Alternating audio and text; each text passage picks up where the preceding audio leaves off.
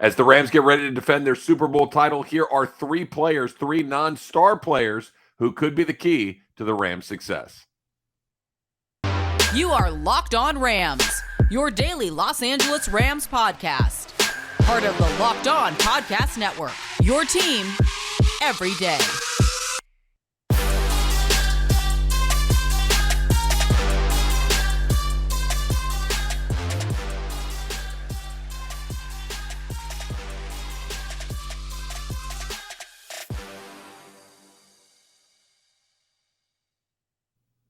Thanks for making Locked On Rams your first listen every single day, free and available wherever you get your podcasts. My name is Travis Rogers. If you're subscribed to our YouTube channel, you knew that already because it's right there on the screen. You can follow me on Twitter at Travis Rogers as well. Make sure you subscribe to not only that YouTube channel, but to your podcast feed right there. It is free and available wherever you get your podcasts. So I want to do something a little bit different today. I want to talk about three different players on the offensive side of the ball who maybe we haven't spent as much time talking about leading up to the beginning of mini camps and then ultimately the draft coming up here in a little bit and then the season and the defense of the Rams title. So we got three different players on the offense coming up in just a little bit. But let's start by telling you about Blue Nile. Today's episode of Locked On Rams is sponsored by Blue Nile. This day, give mom something she'll treasure forever with fine jewelry from BlueNile.com. And Locked On listeners get $50 to $500 off.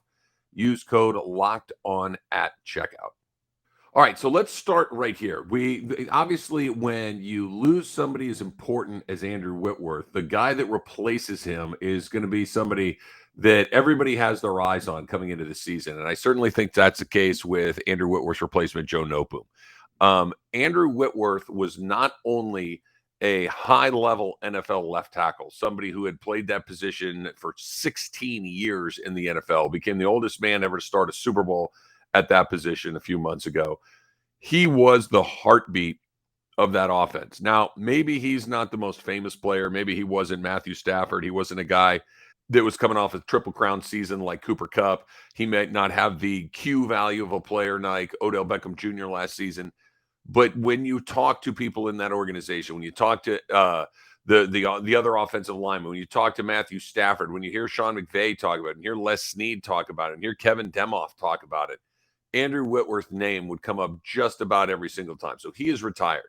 So I don't know if there's anybody that has more on their plate coming into this season than Joe Noteboom does, filling in for him at left tackle. Now, he's been waiting a long time. This is somebody that was drafted several years ago with the idea of taking over for Andrew Whitworth because at the time, it felt like Whitworth would maybe come into LA, play a season or two, kind of solidify and stabilize an offensive line group that wasn't very good.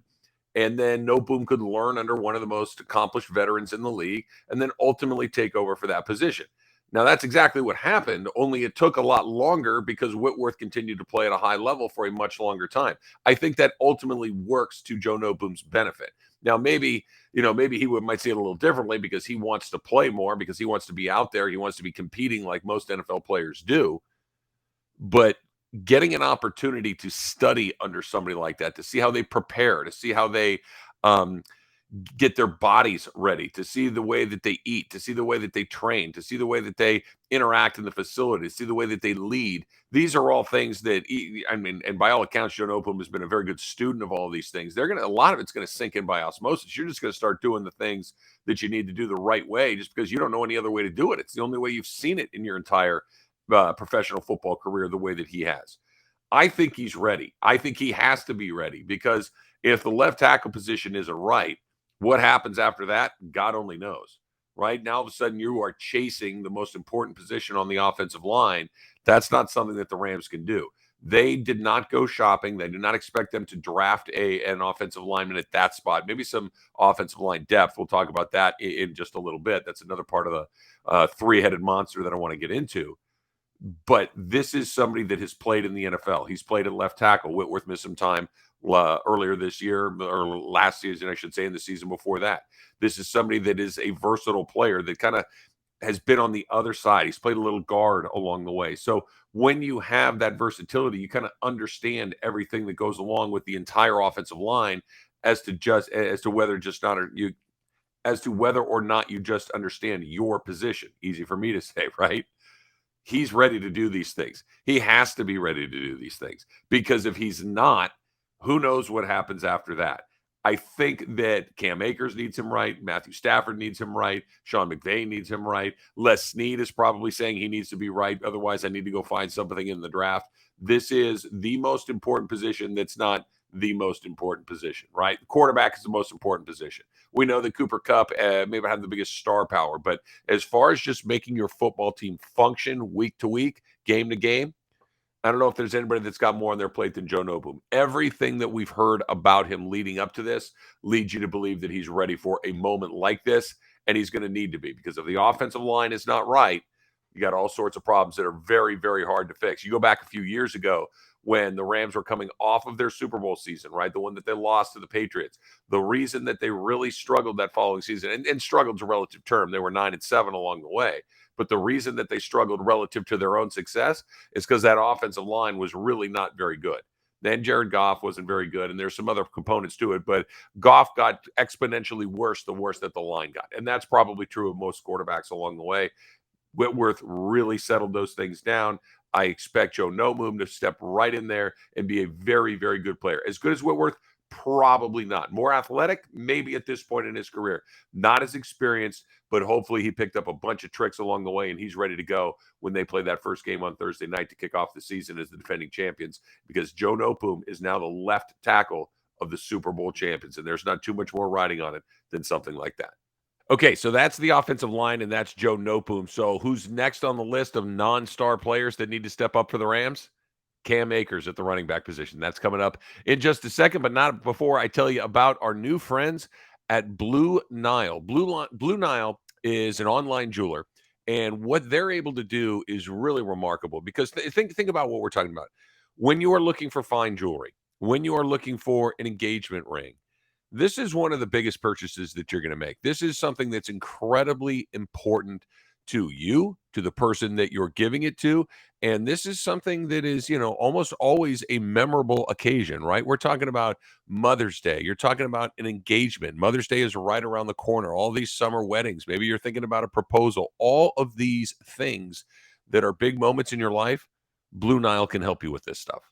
Blue Nile's here to help you celebrate all of life's special moments, from creating that perfect engagement ring to making sure that she has the tennis bracelet that she's looked at, maybe a nice fine piece of jewelry for your mother for Mother's Day, and all at prices that you're not going to find at a traditional jeweler.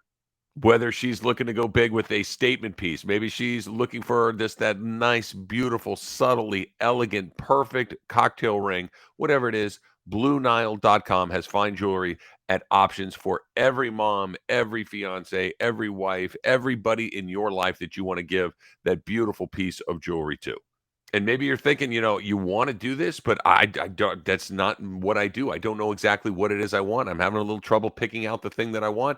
Blue Nile has jewelry experts on hand 24/7. They're available via phone to chat with you and help you find that perfect gift for every budget.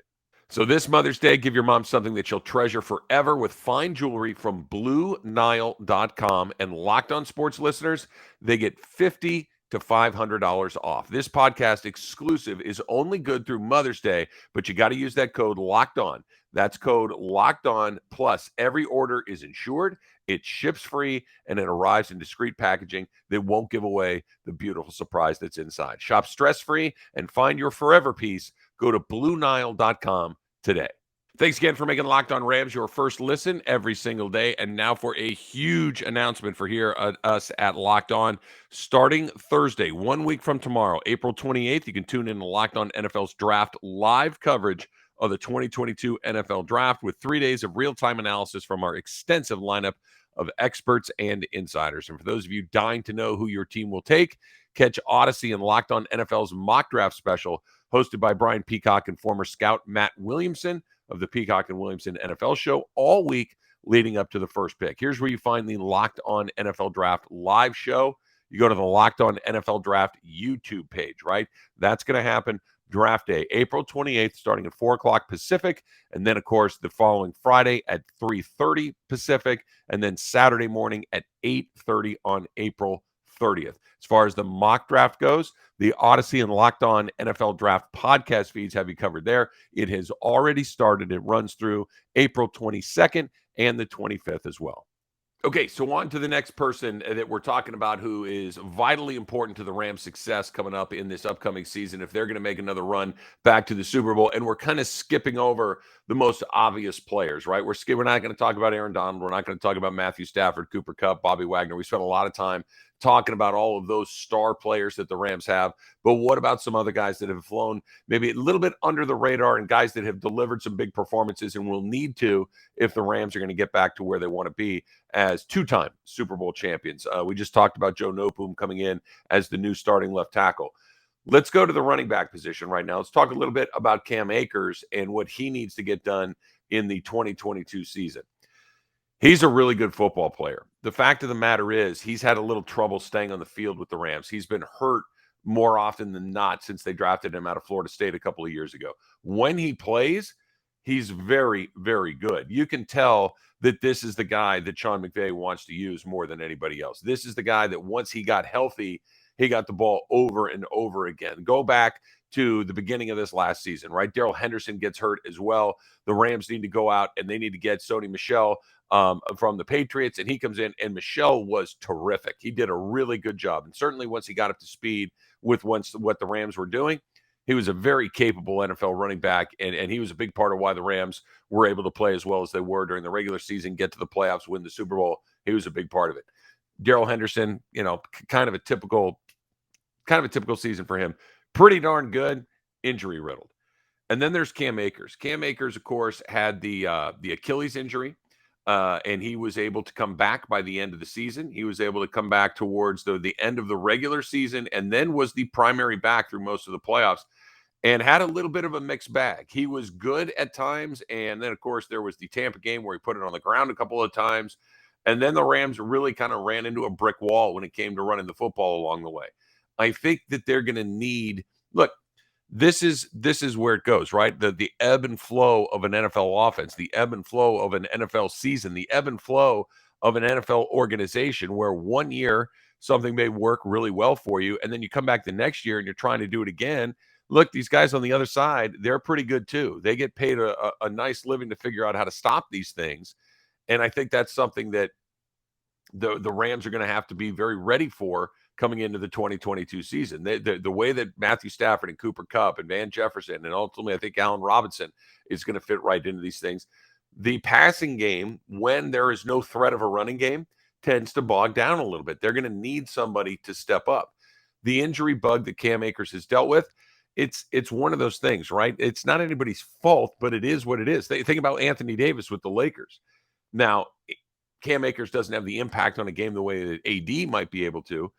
But if you're unavailable, you're unavailable. And it's nobody's fault. Nobody did anything wrong. But at some point, can I count on you or not? Lakers are trying to figure that out with Anthony Davis right now. I think the Rams are probably trying to figure that out with Cam Akers because Darrell Henderson, when he plays pretty well too. But it feels like Sean McVay wants to use him more. He's gotten more opportunities. He got put back out there after having a couple of tough fumbles against the Tampa Bay Buccaneers in the playoffs.